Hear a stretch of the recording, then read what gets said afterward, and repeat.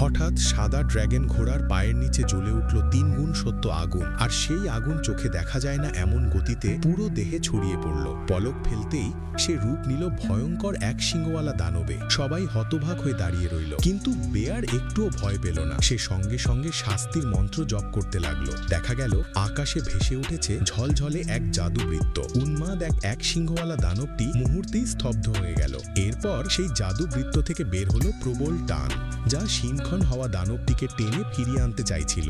কিন্তু ঠিক সফল হওয়ার আগ মুহূর্তে দানবটি শক্ত করে কামড়ে ধরল বেয়ারের হাত।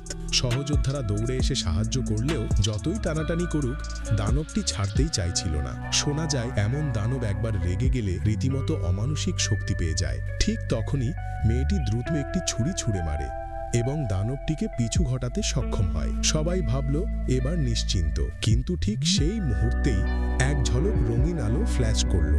দেখা গেল সবার সামনে হাজির হলো ৫ রঙা এক সিংহওয়ালা ইউনিকর্ন। স্বপ্নের মতো সুন্দর সেই প্রাণী সবার মন কেড়ে নিল, কিন্তু ভাবতেই পারিনি যে হঠাৎ সে ভয়াবহ আক্রমণ চালালো, সরাসরি বিদ্ধ করে ফেললো মেয়েটির শরীর। তখন চাং ভাই দ্রুত আগুনের বন্দুক তুলে পাগলের মতো গুলি চালাতে লাগলো, কিন্তু অবাক, গুলিতে মোটেও কোনো ক্ষতি হলো না। উল্টে সেটি আরো বেশি রেগে গেল। তার শিং থেকে বের হতে লাগলো রঙিন বিষাক্ত ধোঁয়া, যা মুহূর্তেই সবাইকে গ্রাস করলো। ধোঁয়া সরে গেলে দেখা গেল দানবটি কোথাও নেই, পুরোপুরি উধাও। সবাই বেঁচে যাওয়ায় স্বস্তি পেল, কিন্তু তারা জানতো না যে ওই রঙিন ধোঁয়া ইতোমধ্যেই তাদের শরীরে প্রবেশ করে ফেলেছে, আর খুব শীঘ্রই তাদের টেনে নিয়ে যাবে এক অন্তহীন মানসিক অন্ধকার গভীরতায়।